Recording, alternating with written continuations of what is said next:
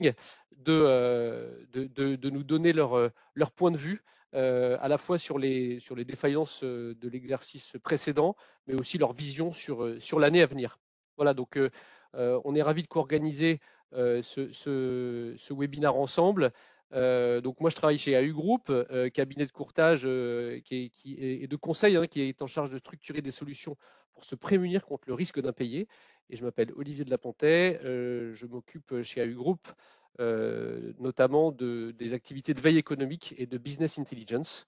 Et je vais laisser la parole à Guillaume. Oui, bonjour à toutes et à tous. Donc, également ravi de vous accueillir pour ce webinaire pour lequel on va présenter notre dernière étude sur les défaillances d'entreprise. Donc, pour me présenter rapidement, Guillaume Cornu, je suis associé chez EY. Je m'occupe de l'activité restructuring, c'est-à-dire qu'on accompagne les entreprises en difficulté, j'allais dire avant, pendant, après procédure collective. On intervient beaucoup, car le marché français est très orienté là-dessus et c'est une bonne chose dans le cadre de procédures amiables. C'est un métier que j'ai commencé il y a bien longtemps, hein, en 91. Et l'idée aujourd'hui, au-delà des statistiques, des chiffres, évidemment, c'est d'apporter un peu de qualitatif. Et là, sans aucune prétention de ma part, ce que j'aimerais faire, c'est partager avec vous un peu l'expérience qu'on a de ces situations-là et ce qu'on voit sur le marché aujourd'hui, j'allais dire en tant que praticien. Olivier, je te laisse la Super, parole. merci Guillaume.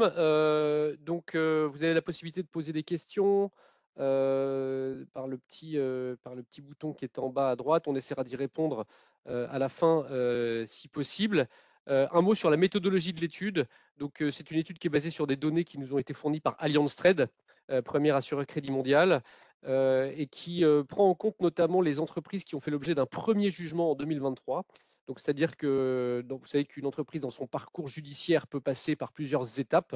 On ne va pas prendre en compte, par exemple, une étude qui est rentrée en sauvegarde une société qui est rentrée en sauvegarde ou en RJ en 2022 et qui aurait fait l'objet d'une liquidation judiciaire en 2023. On va vraiment prendre uniquement les nouvelles procédures collectives de 2023 et on va regarder les entreprises sirène par sirène. Voilà. Donc, rentrons dans le vif du sujet. Deux étapes. D'abord, les constats 2023 et ensuite les perspectives un petit peu 2024. Donc, pour commencer, on voulait partager avec vous l'augmentation très significative des défaillances de l'année, plus 35%. C'est un chiffre que vous connaissez déjà, que vous avez déjà entendu, qui peut paraître être relativement impressionnant, d'autant plus qu'il se succède à une augmentation inédite des défaillances entre 2021 et 2022, puisque quand vous le voyez, comme vous le voyez à l'écran, on était passé de 28 000 à 42 000 défaillances. Ça faisait quasiment plus 50%. Cette année, on passe de 42 à presque 57 000. C'est une augmentation importante et pour autant, ça n'est absolument pas une vague. Pour nous, c'est vraiment un phénomène de normalisation, de rattrapage un peu technique, entre guillemets. Et c'est vrai qu'on retrouve des niveaux de défaillance qu'on connaissait qu'on n'avait pas connus depuis 2016, mais qui sont pour nous vraiment une normalisation. On vous a mis également sur la droite les prévisions de défaillance pour 2024, qui s'estiment un petit peu au-dessus de 60 000 défaillances. On aura l'occasion d'y revenir un petit peu plus tard. Si on prend encore un peu plus de recul, hein, parce que c'est vrai qu'on est dans une société de l'immédiateté, mais c'est vrai que quand on regarde les défaillances un petit peu 30 ans en arrière, on voit que effectivement, si on fait cette moyenne sur 30 ans, on est plutôt sur 52 000 défaillances, hein. Et si on regarde les 10 années qui ont précédé le Covid, qu'on ne va pas analyser puisqu'elle fausse un peu l'étude, on était sur les 10 années entre 2010 et 2019, on était sur 59 000 défaillances par an. Donc là, vous voyez qu'avec 57 000, enfin 56 700 plus exactement, on est vraiment juste en deçà. Voilà. Je vous propose qu'on regarde maintenant les défaillances par taille. Euh, donc en 2022, 41 911 défaillances. En 2023, 56 699. Donc c'est le petit tableau qui est en haut à gauche de la slide. Ce qui est quand même important de noter, c'est toujours un chiffre qui nous frappe, c'est que sur 56 699, vous avez quand même 54 700 sociétés. qui sont des entreprises de moins de 2 millions d'euros de chiffre d'affaires. Ça veut dire que plus de 95%, enfin même plus de 96% des entreprises qui ont fait l'objet d'une procédure collective en 2023 font moins de 2 millions d'euros de chiffre d'affaires. Alors c'est un chiffre extrêmement important, mais qui relate finalement le tissu économique français, principalement fait principalement composé de toutes petites entreprises. Et puis, bah, comme vous voyez, plus on monte en termes de chiffre d'affaires, plus évidemment la pyramide inversée se réduit. Et quand on ventile finalement les principales entreprises de plus de 2 millions d'euros de chiffre d'affaires, qu'on le regarde un petit peu par procédure, on se rend compte que sur les 1947 sociétés de plus de 2 millions d'euros de chiffre d'affaires qu'on déposé en 2023, vous en avez quand même 50 qui ont fait l'objet d'une liquidation judiciaire. Et ce chiffre de 1947, il est intéressant, il faut le comparer au même l'année dernière. L'année dernière, en 2022, vous aviez 1200 entreprises de plus de 2 millions d'euros de chiffre d'affaires qui ont déposé. Donc 1200 en 2022, 1950, 1947 en 2023. Ça veut dire quoi? Ça veut dire que beaucoup plus de grandes entreprises ont déposé. Et donc nous, on a vraiment noté une augmentation du ticket moyen de l'entreprise qui a fait l'objet d'une procédure collective. Et ça, c'est le deuxième message un petit peu intéressant. D'ailleurs, c'est plus de 35%. Ce qu'il faut retenir, c'est que voilà, plus de grandes entreprises, surtout de PME et d'ETI, qui ont fait l'objet d'un dépôt de bilan en 2023. Si on s'intéresse maintenant au top 20, des entreprises qui ont déposé. Donc, la première, comme vous le savez, c'est Gosport qui est parti en liquidation judiciaire, 368 millions d'euros de chiffre d'affaires. Après, vous voyez à l'écran, on voit les chiffres d'affaires qui descendent assez rapidement, hein. Et donc, derrière Gosport, on a Yang Technology, qui est un grossiste qui vend des téléphones portables de la marque Oppo, une marque chinoise. Ensuite, on pourra citer Holding L'Héritier, mais qui appartient, voilà, qui appartient également au groupe Provo Frères. Donc, le groupe Provo Frères, c'est une des plus grandes défaillances du BTP. Donc, on réabordera un petit peu plus tard. Pour plus de 560 millions d'euros de chiffre d'affaires, le groupe Provo Frères, vous le retrouvez aussi aux lignes 10 de ce tableau, ou encore à la ligne 16. Donc, encore une fois, dans notre approche, on regarde bien sirène par sirène, hein, on ne consolide pas les groupes. Voilà pour le BTP. Dans le secteur des services, les sociétés ABK et EasyWork en ligne 4 et 6. Donc ça, c'est les plateformes de travail temporaire, hein, qui en tout, le groupe consolidé fait plus de 400 millions. Donc c'est quand même une défaillance significative. Et puis après, ce qui saute aux yeux, c'est le secteur du retail, hein, qui est quand même pas mal impacté.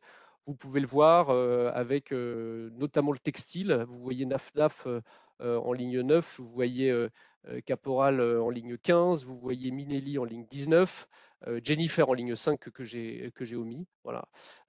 Donc ça, c'est quand même un secteur qui est très impacté.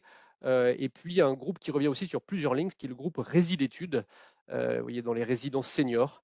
Et Guillaume aura l'occasion d'en reparler un petit peu plus tard. Secteur très impacté. Alors Voilà. peut-être une précision, Olivier, pour l'auditoire, c'est que vous voyez dans la colonne LJ, enfin dernière procédure en cours, donc quand on dit déposer le bilan, une petite précision, LJ et RJ, ça veut dire donc RJ, redressement judiciaire, liquidation judiciaire. Donc par définition, ça c'est procédure collective où les entreprises ont déclaré leur état de cessation de paiement. Et SV, c'est sauvegarde. Donc là, c'est pas une déclaration d'état de cessation de paiement parce que par définition aussi, vous le savez, on ne peut pas aller en sauvegarde si on est en état de cessation de paiement. Donc, mais vous retrouverez ça dans notre étude. Merci beaucoup, Guillaume. Effectivement, prévision essentielle. Nous, on a le nez dans les chiffres un peu tous les jours. Ça nous paraît évident, mais effectivement, c'est important de le préciser. Merci beaucoup. Alors, on va s'intéresser maintenant aux différents secteurs. Et peut-être, je vais laisser Guillaume peut-être nous parler de l'immobilier et de la construction qui représente une défaillance sur quatre en 2023, vraiment le secteur qui souffre le plus. Voilà. Oui, donc c'est un des secteurs avec la distribution qui souffre énormément. On parle de défaillance, donc encore une fois, soit de redressement judiciaire, liquidation judiciaire pour la plupart, hein. Et c'est pas toujours des très grosses entreprises, hein, comme l'a rappelé Olivier. Mais vous verrez dans l'étude, on a eu la chance, et on le remercie, d'avoir une tribune, un article de Jacques Herman, qui est le directeur général d'Altarea, et qui a fait une tribune très intéressante et au travers de laquelle il ressort un certain nombre de conclusions. Parce qu'il y a plein de choses qui se cumulent, qui expliquent cette crise, j'allais dire, de l'immobilier, de la promotion immobilière et de tout ce qui est autour. Il y a à la fois une crise de l'offre, mais également une crise de la demande qui sont directement aussi liées à un phénomène de resserrement du crédit, d'une manière générale, mais notamment en crédit immobilier. Évidemment, l'immobilier est quelque chose qui se finance beaucoup par crédit et quand on voit l'augmentation des taux d'intérêt, ben, c'est un secteur qui est impacté immédiatement. Avec tout ce qu'on a connu au niveau de la hausse de l'énergie, des coûts matières premières, et cetera, il y a également une envolée des coûts de production, hein, de la construction. Donc c'est pour ça que quand on parle d'immobilier, il y a aussi tout ce qui est construction. Le foncier est cher et les projets pour les promoteurs immobiliers ne sont plus rentables. Donc tout ça fait que c'est un secteur qui souffre énormément. Et d'ailleurs, dans sa tribune, Jacques Herman fait une comparaison avec la crise de 91-95. Il se trouve que moi, le hasard, j'ai commencé mon métier de restructuring donc en 91. Et à ce moment-là, au-delà de la guerre du Golfe, c'est la crise économique en général, mais ça a commencé notamment par la crise de l'immobilier. Et là, on parle de défaillance. Et là, encore une fois, je vous parle en tant que praticien. On voit une accélération des dossiers de procédures amiables, c'est-à-dire préventives, mandat ad hoc dans ce secteur, mais pas que, mais pas mal dans ce secteur. Et en 91, le président du tribunal de commerce à l'époque s'appelait Michel Rouget, avait poussé quelque chose qui était dans les textes de loi, c'est le règlement amiable, la loi de 84. Et donc les premiers mandats ad hoc sont intervenus en 91, je m'en souviens très bien, et notamment pour, j'allais dire, sauver l'immobilier parisien et lyonnais, pas que, mais essentiellement à Paris et à Lyon. Donc, et ce phénomène d'accélération des procédures amiables sur ces secteurs-là, et on le constate à nouveau. Donc la comparaison de Jacques Herman est très pertinente. Je te passe la main sur la distribution, qui est un secteur alors, que nous on connaît très bien aussi, pour être intervenu beaucoup dans ce secteur, pas que textile, mais beaucoup textile. Mais j'allais dire aussi par expérience, 91, il y a eu énormément de dossiers de distribution, de production à l'époque aussi, de fabrication, mais de distribution, la crise 2008, et je dirais le textile continue de souffrir pour un certain nombre de raisons, notamment de changements fondamentaux de business model, mais pas que. Olivier, je te passe la main. Ouais, merci beaucoup. Juste un mot sur sur l'immobilier et la construction dans les défaillances un petit peu emblématiques. Donc, on a parlé tout à l'heure quand on regardait le top 20 du groupe Provo Frères, hein, qui est la grande défaillance du groupe. Mais quand on regarde et qu'on descend un petit peu plus bas et qu'on analyse un peu les codes NAF des sociétés qui ont fait l'objet d'une procédure collective, on retrouve beaucoup de charpentes, de menuiseries, de travaux de maçonnerie, de construction de maisons individuelles. Et puis sur le Q4 de promotion immobilière, hein, qui est l'activité d'Altarea Cogedim et dont on pense qu'on va trouver l'effet un peu plus année pleine sur 2024. Deux autres chiffres assez importants dans l'immobilier avant de passer à la distribution. D'abord, une augmentation de 100% des agences immobilières, donc les défaillances ont doublé entre 2022 et 2023 dans les agences immobilières, ça c'est quand même significatif. Et puis, pour la première fois, et ça c'est inédit, des défaillances chez les notaires. Voilà, c'est quelque chose qu'on n'avait jamais connu. Sur la distribution, effectivement, donc ce qui souffre, c'est le retail en général, et plus principalement le secteur du textile, de l'habillement. Donc les grandes défaillances, comme on vous l'a dit, c'est Gosport, 368 millions d'euros, liquidation, Jennifer, Naf, Minelli, San Marina. On a aussi du pareil au même, Caporal, Koukaï, qui ont déposé. C'est à la fois des difficultés financières, mais des business models qui souffrent aussi face à des nouvelles méthodes de consommation, comme Vinted, par exemple, que j'imagine vous connaissez bien et dont vous êtes peut-être utilisateur. Toujours dans la distribution, mais plus dans l'habillement. Les autres défaillances un petit peu emblématiques, vous avez donc Yang Technology dont on a parlé, distribution de téléphones portables, mais aussi la marque Habitat, donc les meubles que vous connaissez bien, qui a fait l'objet d'une liquidation judiciaire. En Voilà. sachant que parmi les dossiers qui sont cités en procédure collective, hein, donc de défaillance, et ce qu'on voit aussi sur le marché, c'est à nouveau beaucoup de procédures amiables sur ce secteur de la distribution, et un certain nombre de ces dossiers sont passés par cette procédure amiable, mais le secteur souffre tellement que malheureusement les plans de restructuration qui avaient été construits à l'époque n'ont pas pu être tenus, et donc les entreprises se sont trouvées dans des situations enfin, obligées de procéder à des déclarations de cessation de paiement ou sauvegarde, mais plutôt effectivement cessation de paiement. Merci beaucoup. Bah, tant que tu as la main, est-ce que tu peux nous donner un petit mot dans le secteur des services, plutôt sur l'activité healthcare services, maison de retraite, un peu ton point de vue, Guillaume? Alors, là, c'est pareil, c'est que, il y a des défaillances dans ce secteur, mais plutôt des petites entreprises, hein.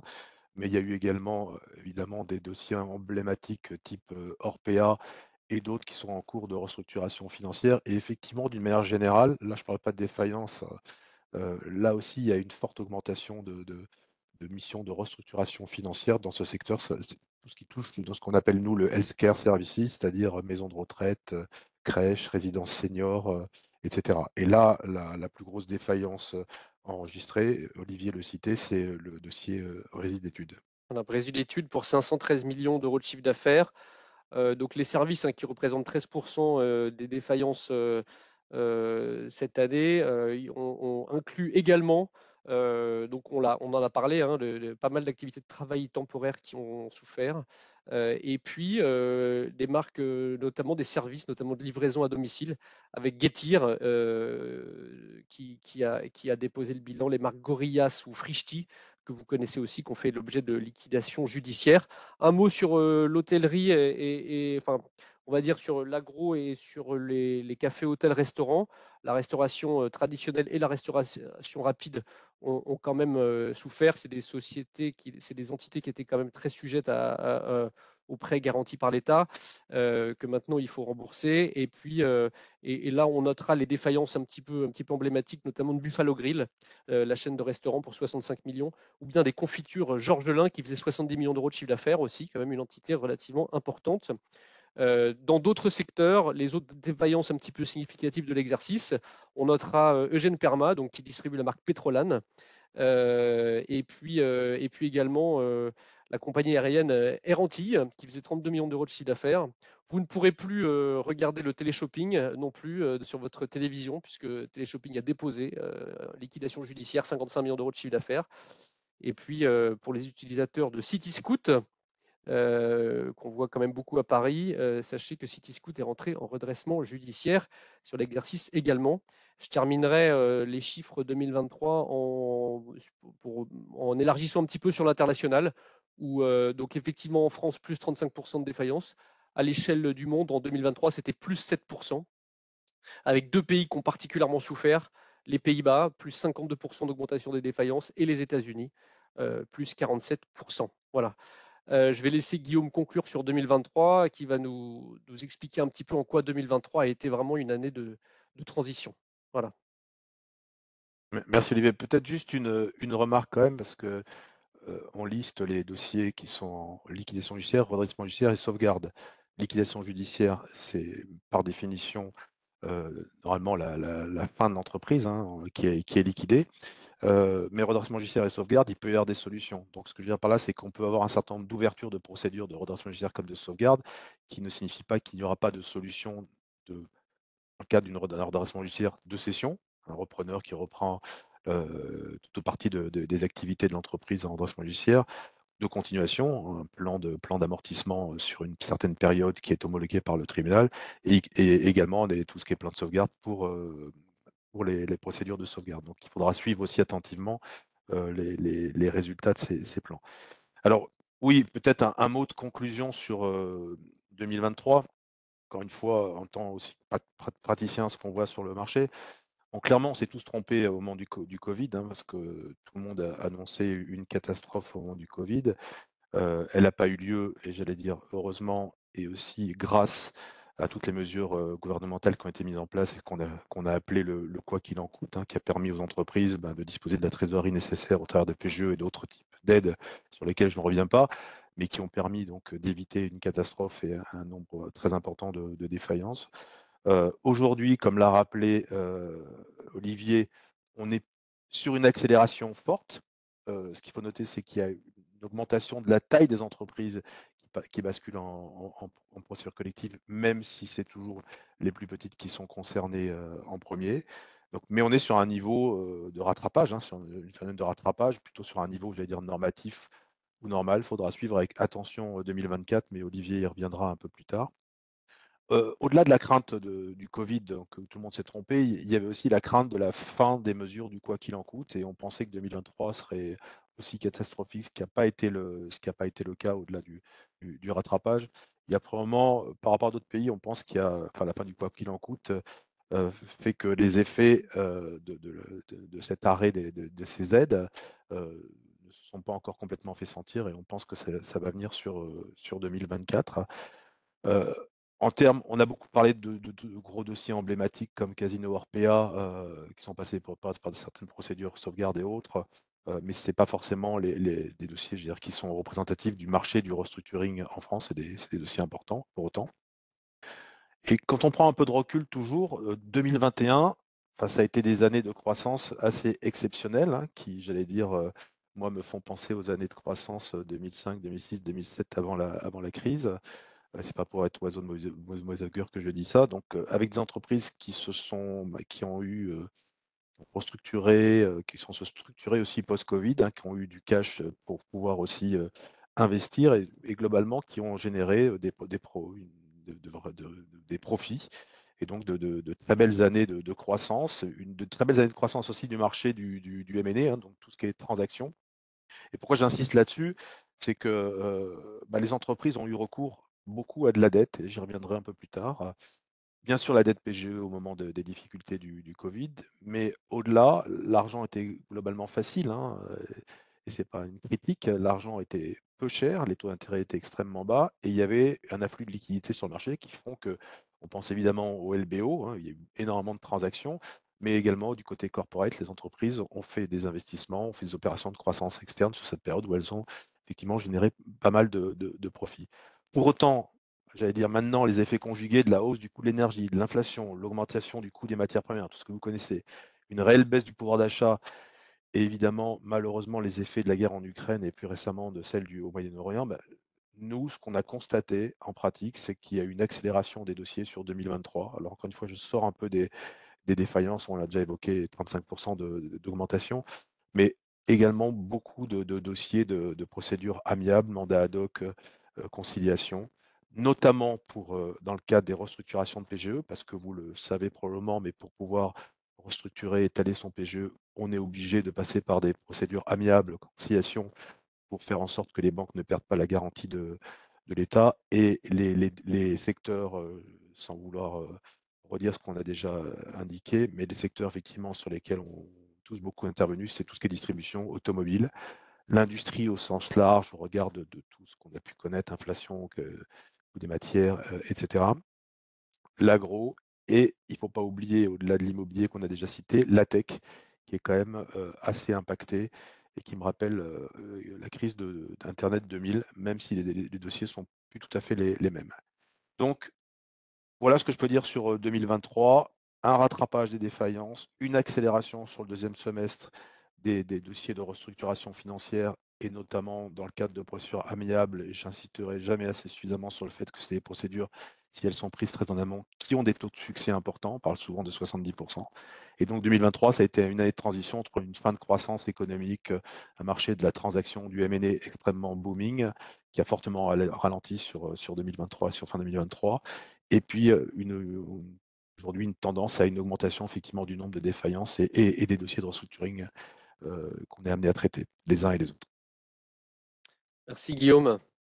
Donc on va passer maintenant aux perspectives 2024. Alors comme Guillaume a dit, effectivement, on s'est tous trompés dans les prévisions, donc puisqu'on se trompe, on va essayer d'en faire quand même. Qu'est-ce qu'on peut dire sur les tendances 2024 que l'on voit? D'abord, la première chose qu'on voulait partager avec vous aujourd'hui, c'est que ce phénomène des défaillances de 2023, on a quand même vu une accélération sur le Q4. Alors, on le voit effectivement via les chiffres de la Banque de France, d'une part, mais d'autre part, nous, on le voit aussi dans notre activité de courtier en assurance crédit par l'augmentation des impayés avec des accélérations très significatives sur Q4 et même sur les premiers mois de l'année 2024, Dixit, nos amis assureurs crédit.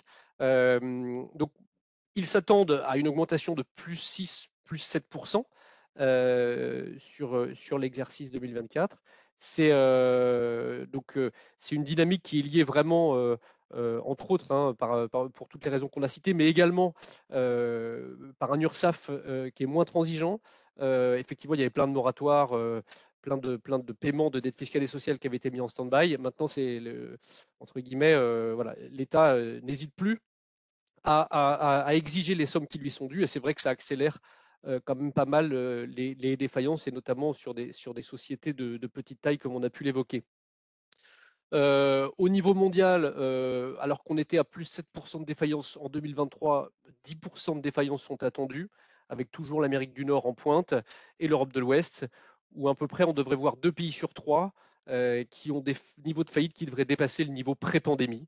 Donc c'est notre cas, hein, nous, avec 60 000 défaillances tel que c'est prévu.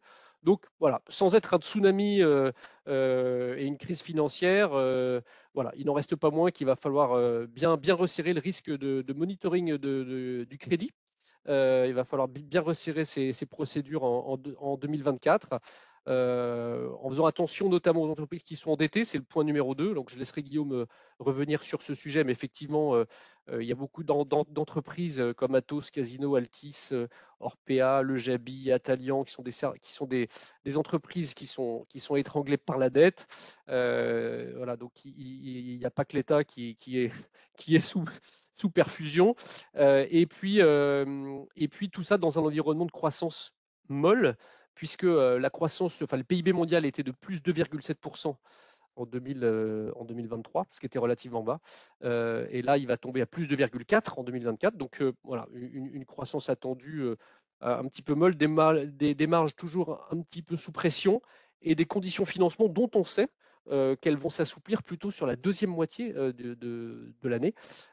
Tous les prévisionnistes s'accordent à le dire. Je terminerai, avant de laisser la parole à Guillaume sur son point de vue sur 2024, sur un point d'attention qu'on avait envie de relever aujourd'hui pour vous sur 2024, c'est le risque politique pour 3 raisons principales. D'abord, la première, c'est que on est sur une année d'élection dans beaucoup de pays.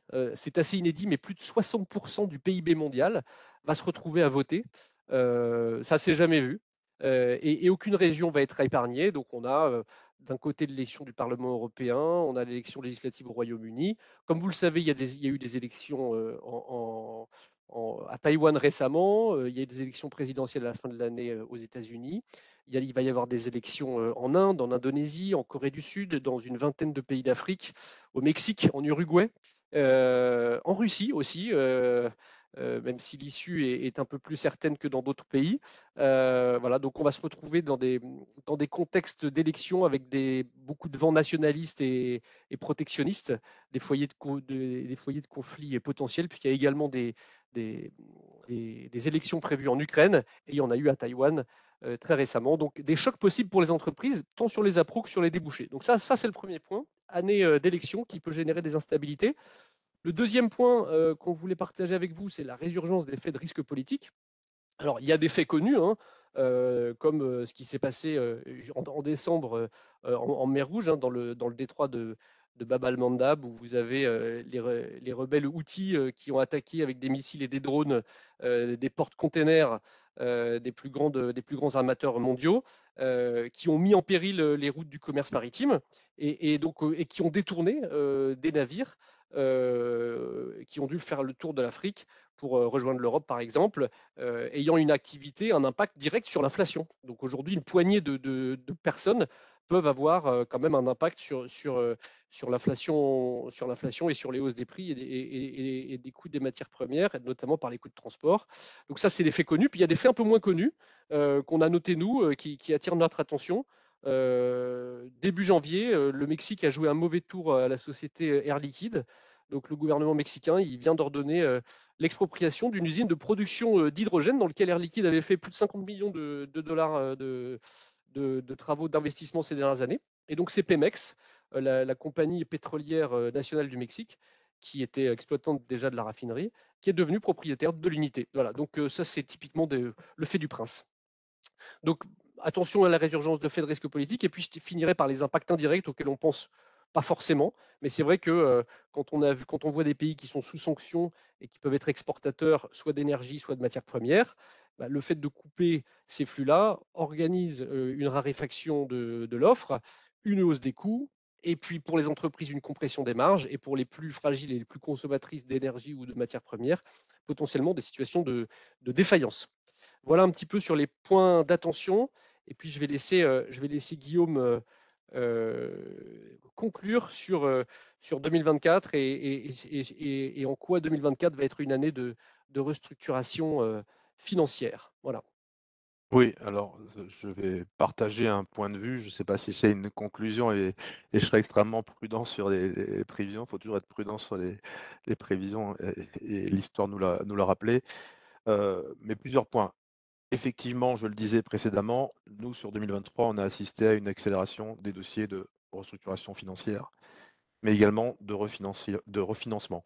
Je fais la différence entre, c'est une discussion, j'allais dire, traditionnelle avec ses prêteurs, dans le cadre d'un refinancement et une discussion un peu plus compliquée et souvent dans le cadre de procédures dites amiables, comme je l'ai déjà indiqué, dans le cadre de restructuration financière. Donc là, on est en train véritablement de voir une accélération des 2 sujets, refinancement, restructuration financière. Et c'est directement lié, bah, d'une part à la hausse des taux d'intérêt, d'autre part à un marché du crédit qui est quand même un peu plus fermé, j'y reviendrai. Et puis, on a également un mur de maturité de dette, toute entreprise confondue, qui s'étale de 2024 à 2026. Alors on pense tous, aux LBO, mais il n'y a pas que les LBO, même si, je crois savoir que les échéances LBO, et private equity, c'est 30 milliards à peu près de dette sur 2025 et le doux à 60 milliards en 2026. Mais tout ça se conjugue aussi avec un autre point que j'ai déjà signalé, qui sont les remboursements des dettes de PGE. Donc on a une conjugaison d'échéances importantes à venir sur les périodes qui viennent. LBO, société familiale et j'allais dire entreprise cotée. Alors pour les LBO, par rapport à la problématique des taux d'intérêt, ce qu'on voit aussi et ce qu'on sait, c'est que bah, les entreprises se sont hedgées, c'est-à-dire elles ont mis en place certaines des couvertures de taux. Donc il y a un phénomène probablement de délai sur les refinancements et restructurations qui vont probablement se produire. Mais quand on cumule, et je ne veux pas trop me répéter tous les signaux rouges qu'on a pu voir, vivre et qui se font sentir aujourd'hui, bah, ce à quoi on assiste, et il y a des vraies interrogations sur les résultats 2023. Encore une fois, je ne veux pas être négatif, hein, je veux juste essayer d'être lucide. Nous, on voit des current trading, c'est-à-dire des activités d'entreprise qui sont plutôt en baisse, hein, et on voit effectivement tous les impacts de l'inflation, la hausse des coûts salariaux notamment. Et tout ça, conjugué à un marché de la dette qui est quand même assez fermé, hein, en tout cas les banquiers sont frileux. Et on rentre dans cette période de refinancement où les BP ne seront pas complètement au rendez-vous, avec un coût de refinancement qui sera beaucoup plus élevé. Et on voit sur certains dossiers des taux qui sont véritablement très élevés. Et donc, quand on a des BP qui ne sont pas au rendez-vous, ce qui veut dire des valeurs d'entreprise qui sont plus basses que celles qu'on pouvait imaginer, et donc une dette qui, par contre, est élevée, il y aura nécessairement beaucoup aussi de renforcement de fonds propres. Et à mon avis, on va rentrer dans une période aussi de M&A, donc transactions assez fortes, conjuguées à ces problématiques de refinancement. Mais en pratique, qu'est-ce qu'on voit? On a cette vision, et là, personne ne se trompe, de nécessité de se refinancer, donc avec des échéances de dette importantes. Je ne reviens pas sur tout ce que j'ai pu dire. Et ce qu'on voit en pratique, c'est que là où il y a 2 ans, certains dossiers de refinancement que je vais appeler pleine vanilla, traditionnels, qui se passaient relativement facilement avec les banques, commencent à se tendre. Et nous, on a déjà assisté à des situations, et je pense que ça va probablement se produire, euh, notamment dans des secteurs qui sont un peu plus sensibles, où les banques ou les financeurs, quels qu'ils soient, sont un peu plus frileux. Enfin, on pense à l'immobilier évidemment, mais on pense au retail, on pense à l'auto et à d'autres. Bah, on voit des situations qui commencent par des refinancements, des discussions, j'allais dire, relativement simples, mais où la situation se tend parce que, tel banquier, tel financeur, tel prêteur n'est pas en confiance sur ce secteur, et cetera, et qui bascule d'une situation de refinancement à une situation de restructuring. Et donc, et ça, c'est compliqué. C'est compliqué parce que, bah, on perd du temps et ça crée effectivement un certain nombre de tensions qui ne sont pas anticipées au départ. Une fois que j'ai dit ça, bah, j'allais dire, et encore une fois, je suis absolument pas donneur de leçons, mais l'histoire, on fait un peu d'expérience. Bah, clairement, oui, les refinancements, ils vont arriver. Il y en a sur 2024, essentiellement en 2025, 2026. Encore une fois, tout type d'entreprise, bah, il faut anticiper. C'est-à-dire que le message, c'est anticiper, anticiper, anticiper, et pas attendre le dernier moment pour discuter et entamer des discussions avec les banques. Et on voit déjà des entreprises, alors peut-être d'une certaine taille, mais qui engagent déjà des process de refinancement dès maintenant pour 2025, voire plus tard. Et l'élément clé, hein, toujours pareil, hein, c'est quand on est dans une situation un peu de crise, c'est ce qui est important, c'est la confiance et la transparence et la communication. Donc, dans le cadre de ces discussions avec ces banques, il est très important, et je ne prêche pas que pour la paroisse d'EY, hein, mais d'arriver avec des dossiers extrêmement solides pour soutenir les business plans, parce que les partenaires financiers ont besoin d'avoir confiance dans le business model de l'entreprise, dans ses perspectives, etc. Et ce qu'on voit, nous, hein, en restructuring, nous, ce qu'on est amené à faire, ce qu'on appelle des IBR, Independent Business Review, donc un diagnostic financier, économique, indépendant, qui sert de base aux discussions. Bah, c'est la même chose dans le cadre de refinancement, on va appeler ça, ça peut porter d'autres noms. Mais là où la vision était historiquement très financière, elle est de plus en plus orientée sur la vision stratégique, la vision opérationnelle. Les prêteurs ont besoin d'avoir des BP extrêmement robustes qui comprennent tous ces volets, strat, opération, finance, et pas uniquement la finance. Et donc j'insiste beaucoup sur anticiper sur les discussions, apporter des dossiers extrêmement solides qui vont au-delà de la finance, et entamer ces discussions, si possible, dans le cadre de procédures, j'allais dire, en évitant les procédures amiables, même si je suis un des premiers à pousser, à recourir, à conseiller nos clients à utiliser le mandat ad hoc et la conciliation quand c'est effectivement nécessaire. Donc en conclusion, 2024 s'annonce extrêmement soutenu sur ces opérations de refinancement et de restructuration financière, avec une frontière entre les deux qui sera ténue et qui dépendra effectivement du rythme dans lequel on va, et de la communication dans laquelle qu'on va utiliser pour discuter et négocier avec ces créanciers. Voilà ce qu'on voulait vous dire aujourd'hui. Donc évidemment, vous aurez l'étude à disposition, vous aurez beaucoup plus d'éléments, à la fois de détails, et vous aurez aussi l'occasion de lire les articles qui ont pu être faits par différents experts qu'on remercie.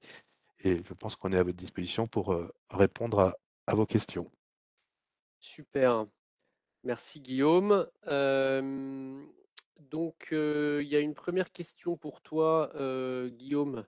Qu'est-ce que signifie M&A? Donc ça, tu, tu peux le Pardon, redire peut-être. pardon. Alors ça, c'est le problème.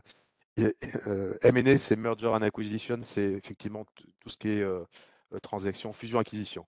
Donc c'est la traduction en anglais de fusion-acquisition. Donc Super. il y a eu énorme, le marché des fusions-acquisitions, comme je l'ai dit, et vous le savez, a été extrêmement booming, qui est encore un anglicisme, extrêmement actif sur les 2021, 2022. Et c'est fortement ralenti sur 2023. Je crois qu'on parle pour certaines baisses de 40 à 50%. Ok, merci. Et puis une autre question, mais tu y as répondu, tu y as même répondu 3 fois, c'était quel conseil donner pour une entreprise qui doit renégocier sa dette? Mais tu l'as répété 3 fois, anticipation, anticipation, anticipation. Je ne sais pas si tu veux rajouter Oui, quelque chose. ce que je peux rajouter, mais encore une fois, je suis déformé par mon métier, mais je pense que beaucoup seront d'accord avec moi. Bien sûr, il y a la dette, il faut discuter, etc. Je ne reviens pas sur l'importance de la communication, de la transparence aussi pour en amont et autres. Mais le nerf de la guerre, ça va être en lié, hein, c'est vraiment la trésorerie. C'est-à-dire que, et je reviens aux aspects BP, on a vu, mais ça, depuis que je fais ce métier, un nombre de dossiers où, sans se raconter d'histoire, on était un peu trop optimiste dans des périodes de crise. Et j'allais dire que là, je parle plutôt restructuring. C'est logique pour un chef d'entreprise de se dire, j'ai une dette à rembourser à telle échéance, ça va peut-être passer juste, mais je vais le faire, et j'évite de rentrer en discussion. Le conseil, c'est qu'il n'y a que la trésorerie qui parle. Toutes les restructurations, tout est guidé par la trésorerie. Et je ne dis pas qu'il ne faut pas rembourser ses banquiers, ce ne sera jamais mon message, mais pour autant, une fois qu'on a remboursé la dette, c'est beaucoup plus facile, c'est beaucoup plus difficile de mettre en place du new money. Donc, il faut vraiment anticiper et essayer d'être prudent. Et s'il y a des décisions à prendre et des discussions à entamer, même compliquées, il vaut mieux le faire en amont qu'une fois qu'on a plus le cash pour le faire. C'est une évidence, mais je pense que c'est bien de le rappeler. Ok, super, merci Guillaume. Euh, Il y a une autre question, a priori, qui rebondit sur quelque chose qu'on a dit, comme quoi sur S2, sur le deuxième semestre 2024, il y aurait un assouplissement des conditions de financement. Donc oui, je confirme, hein, c'est ce que disent tous les prévisionnistes, mais même la Banque centrale. Et donc il y a l'air d'avoir un consensus, effectivement, pour dire qu'il va y avoir une première baisse de palier sur la deuxième moitié de 2024. Je ne sais pas si Guillaume, tu as envie d'ajouter quelque chose par rapport à ça. Non, je suis pas économiste, je suis juste prudent. Et effectivement, j'ai lu la même chose que toi. Après, Je pense que tout ça, enfin, nous, quand on fait des BP, on travaille sur des BP, on fait toujours des études de sensibilité, c'est-à-dire on essaie d'identifier un certain nombre de risques pour voir s'ils se produisent, quel est l'impact, etc. Je pense que personne ne maîtrise, tu l'as évoqué, tous les risques géopolitiques, ce qui se passe en Ukraine, ce qui se passe au Moyen-Orient, l'impact des élections donc tous ces éléments-là peuvent avoir effectivement des effets de sensibilité sur ces prévisions. Mais je ne suis pas économiste, donc restons optimistes. Ouais, exactement. Heu et puis en plus, comme on l'a vu précédemment, on a vu que tous les prévisionnistes, s'étaient trompés les années précédentes. On va rester humble par rapport à ça. Hem, une question, sur le secteur du transport qui peut-être, l'idée c'était de savoir un petit peu dans quelle mesure est-ce qu'il était impacté. En 2023 en tout cas, c'est pas le secteur qui a souffert, le plus, hein, la plus grosse, défaillance, c'est la SARL Soredom qui se trouve, je crois en Guadeloupe ou en Martinique, il me semble. Et après on a quelques sociétés donc on a eu la compagnie aérienne Air Antilles comme on a dit et puis il y a quelques sociétés de transport routier comme les cars Berthollet ou voilà qui ont été impactées, mais c'est pas pour nous, le secteur qui a le plus souffert sur l'exercice 2023. Une question pour toi, Guillaume. Heu pour restructurer le PGE, est-ce qu'il y a une procédure qui doit être ouverte? Oui, alors, je sais je crois que c'est jusqu'à 50 000 € de PGE. Je pense que c'est en dessous de 50 000, je crois que c'est le seuil.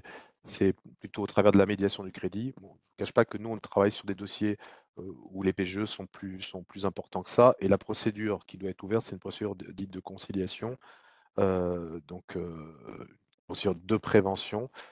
Parce qu'encore une fois, vous savez que ces PGE, ils ont été octroyés par les banques, hein, et je crois qu'on peut remercier tout le travail qui a été fait par les banques en pleine crise du Covid, parce que c'est un travail énorme, hein. Ils ont mobilisé leurs équipes pour mettre ça en place, et heureusement. Mais les risques, ils sont couverts, les banquiers sont couverts par la garantie de l'État, entre 10 et 30 en fonction de la taille des entreprises. Et pour ne pas perdre cette garantie de l'État, je dirais le législateur a mis en place, enfin, impose aux entreprises qui doivent rééchelonner, c'est-à-dire repousser les échéances, hein, de passer par une procédure amiable de conciliation. Alors, ce qu'il faut savoir là-dessus, et je dirais c'est logique, c'est que les dossiers où on ouvre une procédure de conciliation pour renégocier les PGE ne se limitent pas à la dette PGE. Parce que la dette PGE, c'est la garantie de l'État, c'est chacun d'entre nous qui quelque part sommes derrière, hein, c'est le contribuable. Et donc ce qu'il faut voir, c'est que l'État, considère que les banquiers, enfin que les entreprises doivent renégocier l'ensemble de leurs dettes. De toute façon, il y a un grand principe dans la restructuration financière qui est de dire qu'à un moment ou à un autre, il faut des efforts partagés entre les différentes parties, que ça soit actionnaire, management, au travers des mesures de restructuration qui sont prises, créanciers, État, etc. Et donc, c'est toute la dette financière qu'il faut réaménager pour que chacun puisse participer aux efforts. Et de toute façon, si j'ai un conseil à donner, c'est qu'une fois qu'on rentre dans une restructuration financière, je dirais c'est opération vérité, c'est-à-dire c'est pas un fusil à un coup, mais il faut considérer que c'est un fusil à un coup. Et donc, il vaut mieux faire vraiment opération vérité, être extrêmement prudent, et dans le cadre d'une restructuration de PGE, voir aussi comment les autres crédits peuvent être aménagés et donner de la souplesse en trésorerie, donc de l'oxygène aux entreprises qui peuvent être confrontées à un moment ou à un autre à ces difficultés de respecter leurs échéances. Merci beaucoup Guillaume. Il y a d'autres questions, mais malheureusement, on ne va pas pouvoir, tout y répondre. On s'était donné un tempo de 45 minutes, on va essayer de s'y tenir. Donc Cela merci. dit, je pense que tout le monde a nos coordonnées, enfin aura nos Oui, voilà. coordonnées, donc si à un Heu moment ou à un autre il y a des questions précises, on saura, y répondre, hein. Mais N'hésitez pas. En effectivement, tout cas, mmh, l'étude peut être téléchargée, dès aujourd'hui, sur nos sites respectifs, donc sur le site d'EY et sur le site d'AU Group. Vous pourrez également retrouver le replay de ce webinar. Merci de votre attention. Il est possible que vous receviez à l'issue de ce webinar un petit sondage, en 3 ou 4 questions. Merci de le remplir pour les plus patients, d'entre vous et on vous remercie. Vous étiez nombreux aujourd'hui, vous étiez plus de 250 à nous écouter. On était très honorés. Merci à oui. tous et puis on vous souhaite Merci à une bonne tous. fin de semaine. Bonne bonne semaine, à bientôt. Au revoir, à bientôt. Au revoir.